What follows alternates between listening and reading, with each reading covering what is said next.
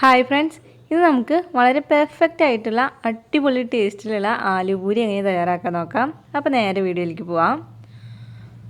അപ്പോൾ ഞാനിവിടെ ഒരു മീഡിയം വലുപ്പത്തിലുള്ള ഉരുളക്കിഴങ്ങ് കട്ട് ചെയ്തിട്ട് പുഴുങ്ങിയെടുത്തിട്ടുണ്ട്. അപ്പോൾ ഞാനിത് ഉപ്പിട്ട് പുഴുങ്ങിയെടുത്തിട്ടുള്ള ഉരുളക്കിഴങ്ങാണ്. അപ്പോൾ ഇത് നമുക്ക് നന്നായി ഒന്ന് ഉടച്ചെടുക്കണം. അപ്പോൾ ഒട്ടും കട്ടയില്ലാതെ തന്നെ നന്നായി ഇതൊന്ന് ഉടച്ചെടുക്കുക.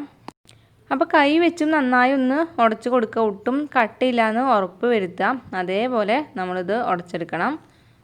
അപ്പോൾ നന്നായി ഉടച്ചെടുത്ത് കഴിഞ്ഞാൽ പിന്നെ ഇതിലേക്ക് 2 പച്ചമുളക് ചെറുതായിട്ട് അരിഞ്ഞതിട്ട് കൊടുക്കുക. നന്നായി ചെറുതായിട്ട് അരിഞ്ഞിട്ട് ഇട്ട് കൊടുക്കുക. പിന്നെ കുറച്ച് മല്ലിയില, പിന്നെ 1/4 ടീസ്പൂൺ മഞ്ഞൾപ്പൊടി, 1/2 ടീസ്പൂൺ മുളക് പൊടി എന്നിവ ഇട്ട് കൊടുത്തിട്ട് നന്നായി ഇത് മിക്സ് ചെയ്തെടുക്കാം. പിന്നെ ഇതിലേക്ക് നമുക്ക് കുറച്ച് ഉപ്പും കൂടി ചേർത്തിട്ട് ഈ സമയത്ത് തന്നെ നന്നായി ഒന്ന് കുഴച്ചെടുക്കണം. അപ്പോൾ നമുക്ക് ആ ഉരുളക്കിഴങ്ങിലുള്ള വെള്ളമൊക്കെ തന്നെ നന്നായി ഇറങ്ങി വരും. അപ്പോൾ നമ്മളിപ്പോൾ തന്നെ ഉപ്പിട്ടിട്ട് നന്നായി കുഴച്ചെടുക്കുക. ഞാനിവിടെ 1 കപ്പ് ഗോതമ്പ് പൊടിക്കുള്ള ഗോതമ്പ് പൊടിയാണ് എടുക്കുന്നത്. അപ്പോൾ അതിലേക്ക് ആവശ്യമായിട്ടുള്ള ഉപ്പ് ഇപ്പോൾ തന്നെ ചേർത്ത് കൊടുത്തിട്ട് നന്നായി ഒന്ന് കുഴച്ചെടുക്കുക. നന്നായി കുഴച്ചെടുത്ത് കഴിഞ്ഞാൽ പിന്നെ ഇതിലേക്ക് 1 ടേബിൾ സ്പൂൺ റവ ഇട്ട് കൊടുക്കാം. വറുത്ത റവയോ വറക്കാത്ത റവയോ ഇട്ട് കൊടുക്കാം. പൂരിക്ക് നല്ലൊരു ക്രിസ്പിനെസ് കിട്ടാൻ വേണ്ടിയിട്ടാണ് റവ ഇട്ട് കൊടുക്കുന്നത്.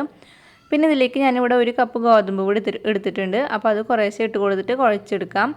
അപ്പോൾ കുറേശ്ശെ ഗോതമ്പ് പൊടി ഇട്ട് കൊടുക്കുക. അതേപോലെ തന്നെ നമ്മൾ നോക്കിയിട്ട് വെള്ളം ചേർത്ത് കൊടുക്കുക. വെള്ളം നോക്കി മാത്രമേ ചേർക്കാൻ പാടുള്ളൂ. കാരണം ഉരുളക്കിഴങ്ങിൽ നിന്ന് വെള്ളം നന്നായിട്ട് ഇറങ്ങി വരും. അപ്പോൾ കുറേശ്ശെ ഗോതമ്പ് പൊടിയും പിന്നെ കുറേശ്ശെ വെള്ളവും അങ്ങനെ നോക്കി ചേർത്തിട്ട് നന്നായി ഒന്ന് കുഴച്ചെടുക്കുക. നമ്മൾ കുഴച്ചെടുക്കുമ്പോൾ നല്ല ഹാർഡായിട്ടാണ് കുഴച്ചെടുക്കേണ്ടത്. കാരണം നമ്മളിത് കുഴച്ചെടുത്ത് ഒരു 15 മിനിറ്റ് റെസ്റ്റ് ചെയ്യാനായിട്ട് വയ്ക്കും. ആ സമയം കൊണ്ട് ഇത് നല്ല സോഫ്റ്റ് ആയിട്ട് വരും. അതുകൊണ്ട് കുഴച്ചെടുത്ത് കിട്ടുന്നത് നല്ല ഹാർഡായിട്ടുള്ള മാവായിരിക്കണം. ഇപ്പോൾ ഇവിടെ മാവ് നന്നായി കുഴച്ചെടുത്തിട്ടുണ്ട്. ഇപ്പോൾ ഇതാ തൊട്ട് നോക്കുമ്പോൾ ഇത്തിരി ഹാർഡായിട്ടിരിക്കുന്ന മാവാണ്. ഇനി ഇതിലേക്ക് നമുക്ക് 1 ടേബിൾ സ്പൂണോളം ഓയിൽ ഒഴിച്ച് കൊടുത്തിട്ട് ഇത് നന്നായി ഒന്ന് പരട്ടി കൊടുത്തിട്ട് ഒരു 10-15 മിനിറ്റ് ഒന്ന് റെസ്റ്റ് ചെയ്യാനായിട്ട് വയ്ക്കുക. അപ്പം ഞാൻ 1 കപ്പ് ഗോതമ്പ് പൊടി കുഴച്ചെടുക്കാൻ വേണ്ടിയിട്ട് എനിക്കിതാ ഞാൻ 1/4 കപ്പ് വെള്ളമാണ് എടുത്തിരുന്നത്. പക്ഷേ എനിക്കത് മുഴുവനായിട്ട് വേണ്ടി വന്നിട്ടില്ല. ഏകദേശം ഒരു പകുതിയൊക്കെ വന്നിട്ടുള്ളൂ. അപ്പോൾ വെള്ളം നോക്കി മാത്രം ചേർത്ത് കൊടുക്കുക. ഇപ്പോൾ ഒരു 10 മിനിറ്റ് കഴിഞ്ഞിട്ടുണ്ട്. ഇപ്പോൾ മാവ് തൊട്ട് നോക്കുമ്പോൾ അത്യാവശ്യം നല്ല സോഫ്റ്റ് ആയിട്ട് വന്നിട്ടുണ്ട്. ഇനി ഇതൊന്നും കൂടി നന്നായി ഒന്ന് കുഴച്ച് കൊടുക്കുക. അതിനുശേഷം നമുക്ക് ചെറിയ ബോളുകളാക്കി എടുക്കാം.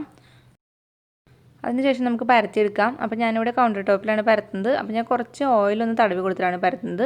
അപ്പോൾ പൊടി തടവുന്നതിനേക്കാളും നല്ലത് കുറച്ച് ഓയിലൊന്ന് തടവി കൊടുത്തിട്ട് ഇത് പരത്തിയെടുക്കുന്നതാണ് നല്ലത്. അപ്പോൾ ഒരുപാട് നൈസാക്കാത്ത രീതിയിലൊന്ന് ഇത് പരത്തിയെടുക്കാം. അപ്പോൾ ഈ ഒരു കനത്തിലാണ് ഇത് പരത്തിയെടുക്കേണ്ടത്. ഒരുപാട് നൈസായി പോകാനായിട്ട് പാടില്ല. നിങ്ങൾക്ക് വേണമെന്നുണ്ടെങ്കിൽ നല്ല ഷേപ്പ് കിട്ടുകയാണെങ്കിൽ ഏതെങ്കിലും ഒരു പാത്രത്തിൻ്റെ മൂടി വെച്ചിട്ട് നല്ല ഷേപ്പിൽ കട്ട് ചെയ്തെടുക്കാം. അപ്പോൾ ഇതൊരു 3-4 പരത്തി കഴിഞ്ഞാൽ അപ്പോൾ തന്നെ വറുത്ത് പോരാനായിട്ട് നോക്കുക. കാരണം ഈ മാവ് ഇരിക്കും തോറും നല്ല സോഫ്റ്റ് ആയിട്ട് വരികയാണ് ചെയ്യുക. കാരണം ഇതിൽ ഉരുളക്കിഴങ്ങുള്ള കാരണം ഇരിക്കും തോറും മാവ് പെട്ടെന്ന് സോഫ്റ്റ് ആയി പോവും. അതുകൊണ്ട് നമ്മൾ പെട്ടെന്ന് തന്നെ പരത്തലും ഉണ്ടാക്കലും ഒപ്പം തന്നെ ചെയ്യുന്നതാണ് നല്ലത്. ഇനി ഇത് ഞാൻ വറുത്തെടുക്കാനായിട്ട് ഓയിൽ ചൂടാവാനായിട്ട് വെച്ചിട്ടുണ്ട്. അപ്പോൾ ഓയിൽ ചൂടായിട്ടുണ്ടോ എന്ന് നോക്കാം. ഒരു ചെറിയ പീസ് മാവ് ഇട്ടിട്ട് നോക്കാം. അപ്പോൾ ഇതിങ്ങനെ പൊന്തി വരുന്നുണ്ട്. അപ്പോൾ ഓയിൽ നന്നായിട്ട് ചൂടായിട്ടുണ്ട്. അപ്പോൾ നമ്മൾ മീഡിയം ടു ഹൈ ഫ്ലെയിമിൽ വെച്ചിട്ട് വേണം ഓയിൽ ചൂടാക്കാനായിട്ട്. നല്ല ഹൈ ഫ്ലെയിമിൽ വെച്ചിട്ട് ഓയിൽ ചൂടാക്കരുത്. അങ്ങനെയാണെന്നുണ്ടെങ്കിൽ നമ്മൾ പൂരി ഇട്ട വഴിക്ക് അത് പെട്ടെന്ന് കരിഞ്ഞു പോവും. അപ്പോൾ ഒരു മീഡിയം ടു ഹൈ ഫ്ലെയിമിൽ വെച്ചിട്ട് ഓയിൽ ചൂടാകുമ്പോൾ നമ്മൾ പൂരി ഇട്ട് കൊടുത്തു കഴിഞ്ഞാൽ പിന്നെ നമ്മൾ ഇതേപോലെ ഒന്ന് മെല്ലെ പ്രസ് ചെയ്ത് കൊടുക്കുക. അപ്പോൾ അതിങ്ങനെ നല്ല പോളായിട്ട് വരും. പിന്നെ അപ്പം തന്നെ നമ്മളൊന്ന് തിരിച്ചിട്ട് കൊടുക്കുക. അപ്പോൾ അതിങ്ങനെ നല്ല പോളയായിട്ട് വരും. അപ്പോൾ ഇത് 2 ഭാഗം ഏകദേശം ആയിട്ടുണ്ട്. നമുക്കിനി ഇത് ഓയിലിൽ നിന്ന് എടുക്കാം. അപ്പോൾ ഓയിലിൻ്റെ ചൂട് ഇമ്പോർട്ടൻ്റ് ആണ് ഇതിൽ. കാരണം ഓയിലിൻ്റെ ചൂട് കുറഞ്ഞു പോയി കഴിഞ്ഞാൽ ഇതുപോലെ പോള വരില്ല. അതുപോലെ ചൂട് കൂടി പോയി കഴിഞ്ഞാൽ പെട്ടെന്ന് ഇതിൻ്റെ കളർ മാറിപ്പോവുകയും ചെയ്യും. അപ്പോൾ ഓയിലിൻ്റെ ചൂട് പ്രത്യേകം ശ്രദ്ധിക്കണം. ഒരു മീഡിയം ടു ഹൈ ഫ്ലെയിമിൽ തന്നെ വെച്ച് കൊടുത്താൽ മതിയാവും. അപ്പോൾ ഉരുളക്കിഴങ്ങ് ചേർത്തിട്ടുള്ള കാരണം മാവിൻ്റെ മാവ് കുഴച്ചെടുക്കുമ്പോഴുള്ള ആ ഒരു കൺസിസ്റ്റൻസിയും പിന്നെ ഓയിലിൻ്റെ ചൂടൊക്കെ അങ്ങനെ 1-2 കാര്യങ്ങളൊക്കെ നിങ്ങൾ നന്നായി ശ്രദ്ധിക്കുകയാണെന്നുണ്ടെങ്കിൽ നല്ല പെർഫെക്റ്റ് ആയിട്ടുള്ള നല്ല പോളയായിട്ടുള്ള ആലുപൂരി തയ്യാറാക്കാനായിട്ട് പറ്റും. അപ്പോൾ ആലുപൂരിയുടെ വീഡിയോ നിങ്ങൾക്ക് ഇഷ്ടപ്പെട്ടെങ്കിൽ ഇതുപോലെ ഒന്ന് ട്രൈ ചെയ്ത് നോക്കിയിട്ട് നിങ്ങളുടെ അഭിപ്രായങ്ങൾ തന്നെ കമൻസ് ആയിട്ട് അറിയിക്കുക. പിന്നെ ഈ വീഡിയോ ഇഷ്ടപ്പെട്ട ലൈക്ക് ചെയ്യാനും ഷെയർ ചെയ്യാനും ഈ ചാനൽ ഒന്ന് സബ്സ്ക്രൈബ് ചെയ്യാനും മറക്കരുത്. അപ്പോൾ ഇനി വേറൊരു വീഡിയോ ആയിട്ട് കാണാം. അതുവരേക്കും എല്ലാവർക്കും ബൈ.